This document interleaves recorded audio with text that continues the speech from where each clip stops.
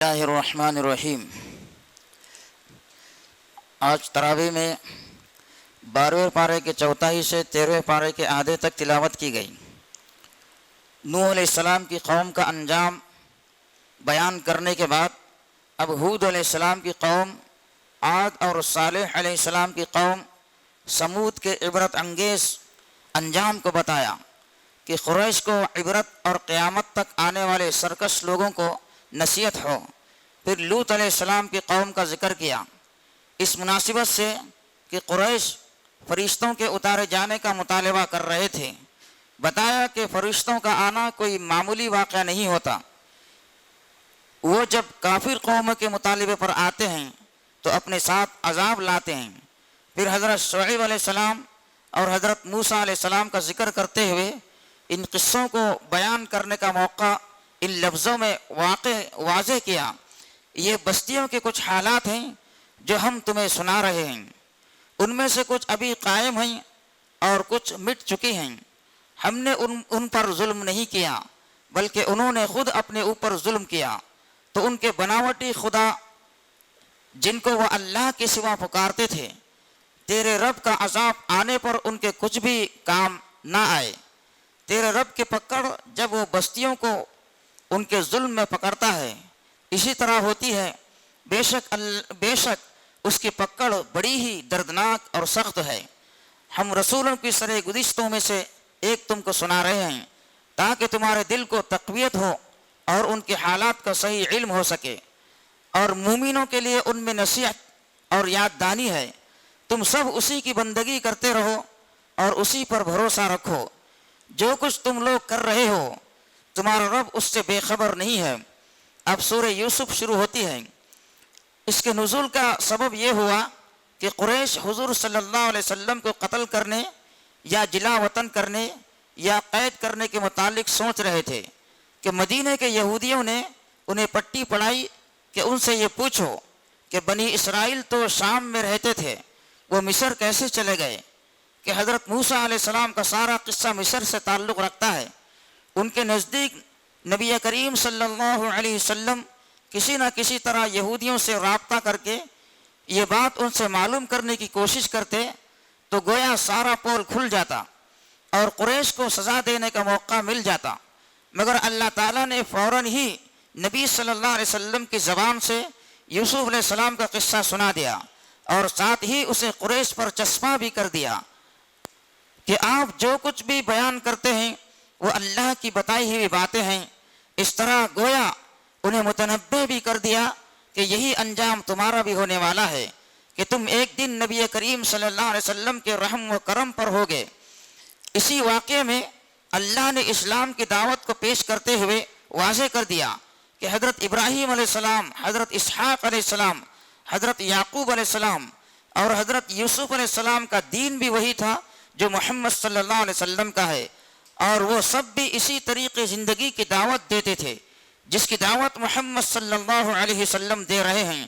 اللہ نے اس قصے میں ایک طرف حضرت یعقوب علیہ السلام اور حضرت یوسف علیہ السلام کا کردار پیش کیا ہے، تو دوسری طرف عزیز مصر، اس کی بیوی، مصر کے دوسرے بڑے گھرانوں کی بیگمات اور حکام مصر کا کردار پیش کیا ہے، اور دونوں میں مقابلہ کر کے دکھایا ہے کہ ایک طرح کا کردار وہ ہے جو اسلام قبول کر کے بنتا ہے، اور دوسرا کردار وہ ہے جو دنیا پرستی اور آخرت سے بے خوفی سے پیدا ہوتا ہے۔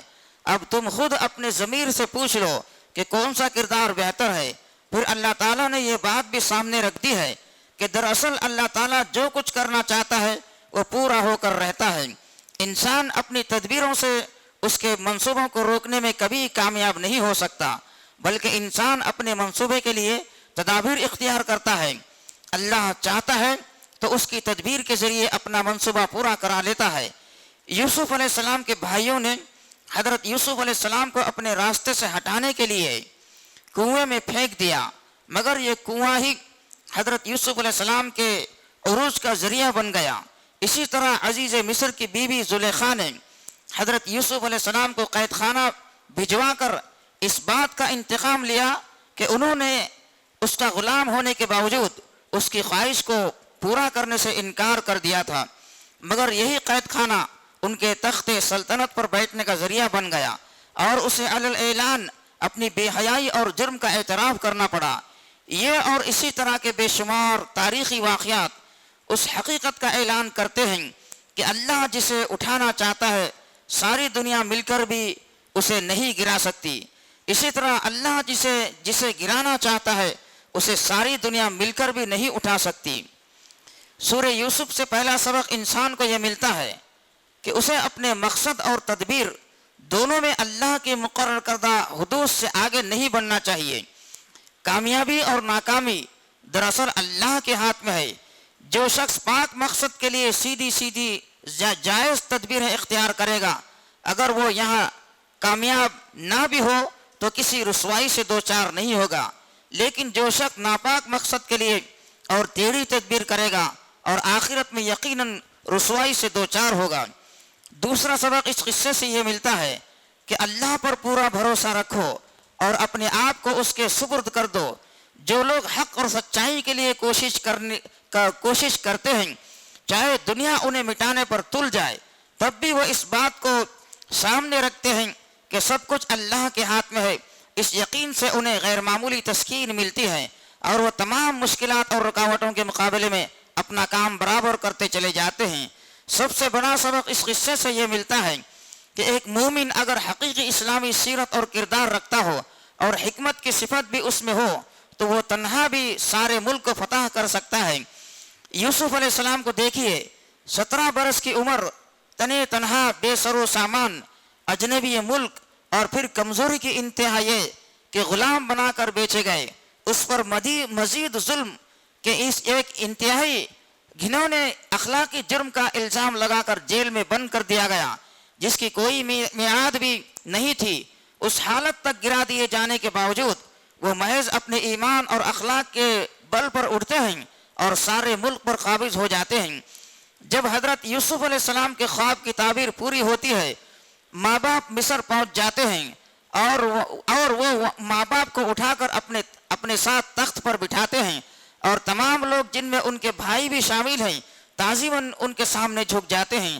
تو حضرت یوسف علیہ السلام کو اپنا خواب یاد آ جاتا ہے اور وہ اپنے والد سے کہتے ہیں کہ ابا جان، یہ ہے میرے اس خواب کی تعبیر جس میں میں نے سورج، چاند اور 11 ستاروں کو سجدہ کرتے ہوئے دیکھا تھا۔ حضرت یوسف علیہ السلام کا قصہ یہ ہے کہ ایک دن انہوں نے اپنے والد سے کہا کہ ابا جان، میں نے خواب میں 11 ستارے اور چاند سورج مجھے سجدہ کرتے ہوئے دیکھا۔ باپ نے کہا، بیٹا یہ خواب بھائیوں کو نہ بتانا ورنہ وہ تیرے خلاف سازش کریں گے، تم خدا کے منتخب بندے ہو، خدا تمہیں خواب کی تعبیر بتائے گا اور تمہیں مرتبہ نبوت سے سرفراز فرمائے گا۔ یوسف علیہ السلام کے بھائیوں نے آپس میں کہا کہ یوسف علیہ السلام اور اس کے بھائی بنیامین کو ابا بہت چاہتے ہیں، کیوں نہ یوسف علیہ السلام کو ختم کر کے یا ویرانے میں چھوڑ کر ہم سب محبوب بن جائیں۔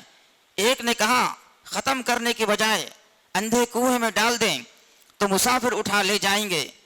اس رائے پر سب متفق ہوئے اور ابا سے جنگل میں جانے کے لیے اجازت مانگی۔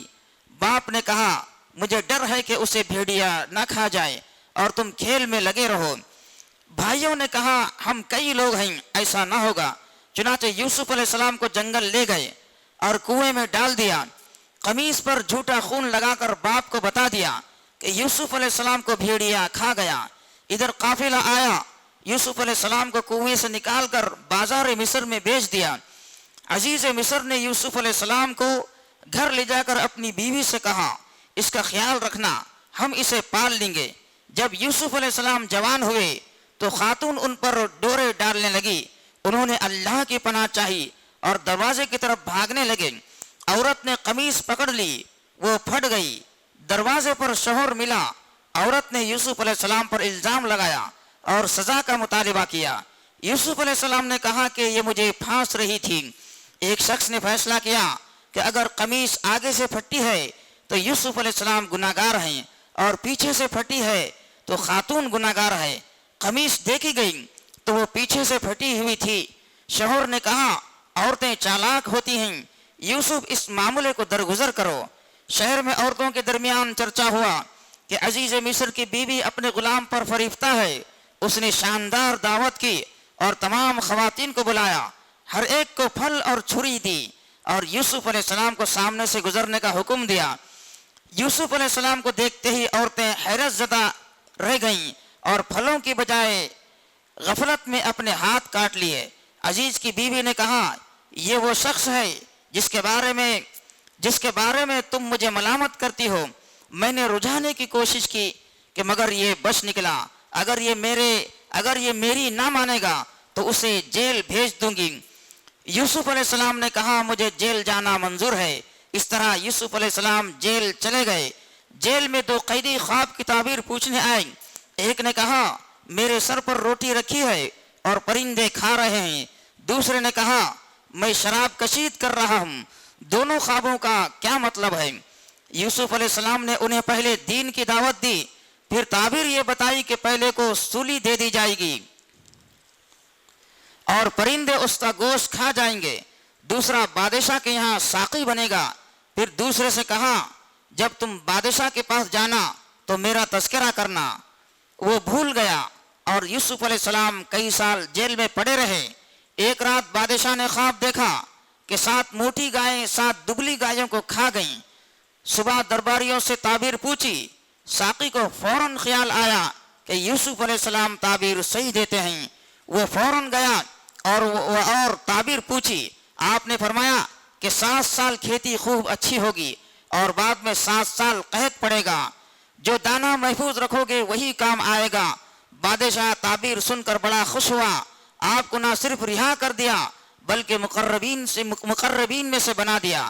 حضرت یوسف علیہ السلام نے خزانے کا ذمہ دار بننا پسند کیا اور انہیں وزیر خزانہ بنا دیا گیا۔ جب قحط سالی شروع ہوئی تب یعقوب علیہ السلام نے بیٹوں سے کہا کہ جاؤ کہیں سے غلہ لے آؤ۔ ان کے بھائی یوسف علیہ السلام کے پاس غلہ لینے آئے۔ یوسف علیہ السلام پہچان گئے، وہ نہ پہچان سکے۔ یوسف علیہ السلام نے انہیں غلہ بھی دیا اور ان کے پیسے بوری میں ڈال کر لوٹا دیے اور اپنے سگے بھائی کو بھی لانے کے لیے کہا۔ ان کے بھائی گھر پہنچ کر پیسہ پا کر بہت خوش ہوئے۔ ابا سے کہا کہ اور کیا چاہیے؟ غلہ بھی ملا، پیسہ بھی واپس دے دیا، اتنا سخی کون ہوگا؟ سگے بھائی کو بھی بھیجیے، وہ اپنے حصے کا غلہ لائے گا۔ والد تیار نہ ہوئے کہ یوسف علیہ السلام کی طرح اسے بھی ضائع نہ کر دیں۔ سبھوں نے قسمیں کھائیں کہ ضرور واپس لائیں گے۔ ادھر جب وہ غلہ لے کر واپس جانے کو تیار ہوئے تو یوسف علیہ السلام ہیلے سے اپنے بھائی کو روک لیا، وہ واپس نہ جا سکے۔ ان کے والد پھر دوسرے بچے سے محرومی کے سبب کافی پریشان ہوئے۔ کچھ عرصے بعد پھر بھائی لوگ غلہ مانگنے آئے۔ اب ان کے پاس پھوٹی کھوڑی بھی نہ تھی۔ بڑی التجا کی کہ آپ ہمیں غلہ دیجئے، ہم پر رحم کیجئے ورنہ ہم بھوکوں مر جائیں گے۔ حضرت یوسف علیہ السلام نے پوچھا کہ تم نے جو یوسف علیہ السلام کے ساتھ سلوک کیا کیا تم کو خبر ہے؟ وہ حیرت زدہ رہ گئے۔ پوچھا، کیا آپ ہی یوسف علیہ السلام ہیں؟ انہوں نے کہا، ہاں میں یوسف علیہ السلام ہوں اور یہ میرا سگا بھائی ہے۔ خدا نے مجھ پر بڑا احسان کیا۔ بھائیوں نے کہا، خدا نے تمہیں ہم سب سے بڑھ کر نوازا ہے، ہم سے بڑی غلطی ہوئی ہے، معاف فرمائیے۔ یوسف علیہ السلام نے کہا، آج میں تمہاری سب خطاؤں سے درگزر کرتا ہوں، خدا تمہیں معاف کرے۔ میری یہ قمیص لے جاؤ، ابا پر اڑا دینا، ان کی بینائی لوٹ آئے گی۔ چنانچہ ایسا ہی ہوا اور پھر سارا خاندان مصر چلا آیا۔ انہوں نے اپنے باپ کو تخت پر بٹھایا، سب بھائی ان کے آگے جھک گئے۔ یوسف علیہ السلام نے اپنے والد سے کہا، یہ میرے خواب کی تعبیر ہے جو خدا نے سچ کر دکھائی۔ خدا نے مجھے جیل سے رہائی دی، آپ لوگوں کو مجھ سے ملا دیا۔ خدایا تو نے حکومت دی، خواب کی تعبیر بتائی، تیرا احسان ہے، تو مجھے مسلمان بنا کر اٹھا اور نیک لوگوں کے ساتھ اٹھا۔ سورہ یوسف کے بعد سورہ رعد کے 2 رکوع ہیں۔ بتایا گیا کہ یہ کتاب الہی کی آیات ہیں، ہوائی باتیں نہیں ہیں، ان کی ہر بات ایک حقیقت ہے اور جن باتوں کی خبر دی جا رہی ہے وہ ایک ایک کر کے پوری ہو کر رہیں گی، لیکن اکثر لوگ ضد پر اڑے ہوئے ہیں، ایسے لوگ ایمان نہیں لائیں گے۔ پھر کائنات کے ان نشانیوں کی طرف توجہ دلائی جو قرآن کی بیان کردہ حقیقتوں کو واضح کرنے والی ہیں اور یہ یقین دلانے کے لیے کافی ہیں کہ ایک روز اس کے سامنے پیش ہونا ہے۔ ہر کھلی اور ڈھکی چیز سے وہ واقف ہے ہر شخص کے آگے اور پیچھے اس کے مقرر کیے ہوئے نگران لگے ہوئے ہیں جو اللہ کے حکم سے اس کی دیکھ بھال کر رہے ہیں۔ قوموں کی تبدیلی کے بارے میں یہ حقیقت ہے کہ اللہ کسی قوم کی حالت کو نہیں بدلتا جب تک وہ اپنے اوصاف کو نہیں بدل دیتی، اور جب اللہ کسی قوم کی شامت لانے کا فیصلہ کر لے تو پھر وہ کسی کے ٹالے نہیں ٹل سکتی۔ کیا اللہ کے مقابلے میں کوئی کسی کا مددگار ہو سکتا ہے؟ حق و باطل کی کشمکش کو عجیب مثال سے سمجھایا کہ اللہ نے آسمان سے بارش برسایا اور ندی نالے اپنے ضرب کے مطابق اسے لے کر چل نکلے، پھر جب سیلاب اٹھا تو سطح پر جھاگ بھی آگے آ گئے، اور ایسے ہی جھاگ ان دہاتوں پر بھی اڑتے ہیں جنہیں زیور اور برتن بنانے کے لیے پگھلایا کرتے ہیں۔ جو جھاگ ہے یعنی باطل وہ آخر اڑ جایا کرتا ہے، اور جو چیز انسان کے لیے نفع بخش ہے یعنی حق وہ زمین میں ٹھہر جاتی ہے۔ اس طرح اللہ مثالوں سے اپنی بات سمجھاتا ہے۔ 10ویں تراویح کا بیان ختم ہوا۔ اللہ تعالی ہم سب کو قرآن پڑھنے، اس کو سمجھنے اور اس پر عمل کرنے کی توفیق عطا فرمائے۔ اللہ اس کی برکتوں سے ہمارے شہر اور ملک کے حالات تبدیل فرمائے۔ آمین۔ وآخر دعوانا ان الحمد للہ رب العالمین۔